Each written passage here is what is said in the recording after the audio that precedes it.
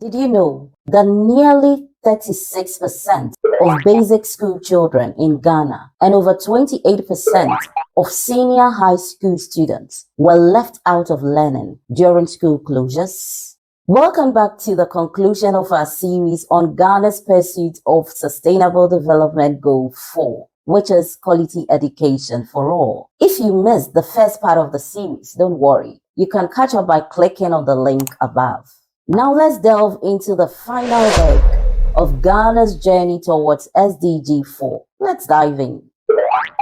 Participation in education programs. This indicator looks at the participation of both young people and adults in formal and non-formal education and training programs. Let's take a look at challenges and successes of literacy programs. Between 2017 and 2021, participation in adult literacy classes and face-to-face programs has been steadily declining. This drop is attributed to factors like staff shortages, compounded by the COVID-19 pandemic, which forced the closure of schools and community learning centers. However, there's a positive aspect to the story.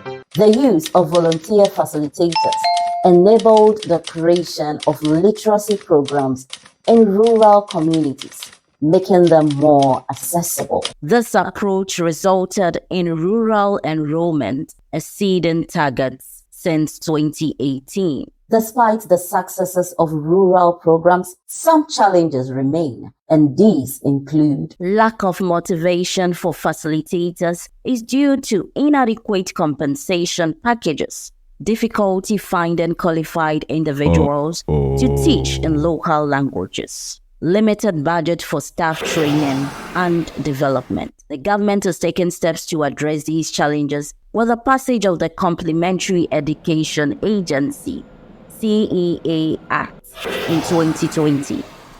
This act expands the mandate of the Non-Formal Education Division, creating the Complementary Education Agency. The CEA will play a crucial role in achieving SDG 4 by providing functional basic literacy education to disadvantaged groups, offering alternative pathways, opportunities within the formal education system, supporting out-of-school children and offering occupational skills training to diverse groups. Let's move on to Parity Indices. This indicator measures equality between different groups, such as male-female, urban-rural, and those belonging to different wealth brackets. The Parity Index also considers individuals with disabilities, indigenous peoples, and those affected by conflicts as data becomes available. Ghana has achieved and maintained gender parity on average at the basic education level. However, progress at the secondary level is slower, with an average index of 0.95. Additionally, the index scores for both primary and junior high school were higher in urban areas compared to rural. The success at the basic level can be attributed to the government's ongoing girl-child education campaigns, run by the Ministry of Education and the Ministry of Gender, Children and Social Protection. These campaigns, supported by development partners and civil society organizations, have been instrumental in promoting equal access to education for girls. The next indicator on literacy and numeracy skills checks the percentage of people within a certain age bracket that can read, write, and do basic maths like adding and subtracting. Let's see what data from the Ghana 2021 Population and Housing Census tells us about this. The literacy rate among people aged 6 and older in Ghana stands at 69.8%. However, there's significant difference between males and females, with males consistently showing higher literacy rates across all age groups and regions. Furthermore, a concerning geographical divide is evident. 9 out of Ghana's 16 regions have literacy rates below the national average. The Greater Accra region boasts the highest literacy rate at 87.9%, which is tragically more than double the rates found in the northern, northeast, and savannah regions. The factors leading to these literacy disparities are complex. They include limited access to quality education, particularly in rural and underserved communities, socio-economic barriers that make it difficult for some families to prioritize education, gender-based inequalities that might discourage the education of girls. Now, let's shine a light on basic services in schools, focusing on the percentage of schools that offer basic services like electricity, water, and sanitation. Ghana has seen positive improvements in this area, with increased access to these essential resources. That progress is attributed in part to government initiative and stakeholder support implemented during the COVID-19 pandemic to ensure student safety. There's been a notable improvement in access to electricity in schools between 2018-2019 and 2020-2021. The percentage of public schools with electricity rose from 55% to 60%. Private schools saw a similar increase from 75% to 77%. Access to safe and reliable water in public schools has increased from 71% to 75%. Within the same period, access to safe and reliable water in private schools experienced a decrease from 89% to 83%. Sanitation is another critical factor for student health and well-being. Here's the encouraging progress made. Public schools with basic toilet facilities saw an increase from 65% to 74%. Private schools recorded a similar trend, increasing from 84% to 89%. Additionally, the proportion of schools with well-maintained urinals also increased marginally. Public schools 68% to 69%, private schools 82% to 84%.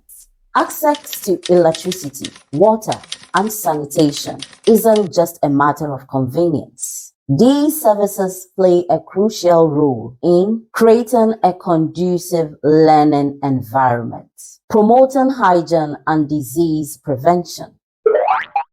This indicator on teacher qualifications focuses on ensuring that teachers have the necessary qualifications to provide quality instructions. Unfortunately, Ghana has seen a decline in the percentage of teachers with the minimum required qualifications between 2019 and 2022. Lower primary, the percentage decreased from 87.6% to 66%. Upper primary, it fell from 94.2% to 77%. Senior high, the percentage has remained relatively stable at around 91%.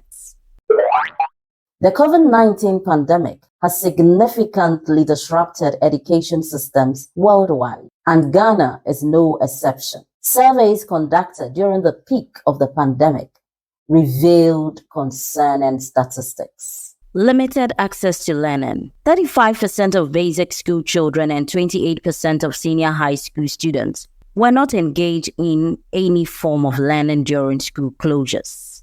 Digital divide. About 25.6% of basic school children and 32.7% of SHS students lacked computers or mobile phones, hindering their ability to participate in e-learning. However, the data also shows a high level of determination. 96.6% of children expressed their eagerness to return to school when they reopened.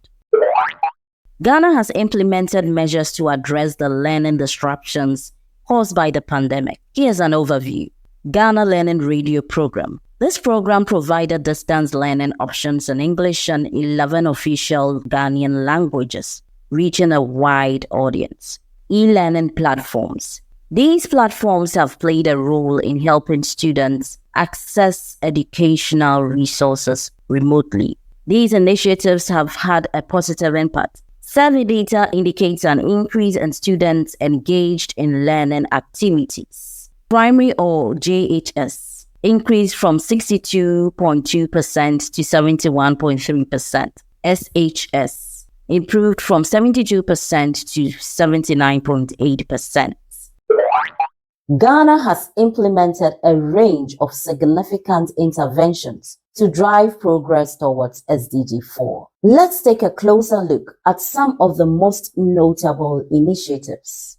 Free senior high school policy, free technical and vocational education and training, TVETs, focus on STEM education, non-formal education, Ghana School Feeding Program, inclusive and special education, no guarantor policy, secondary education improvement program.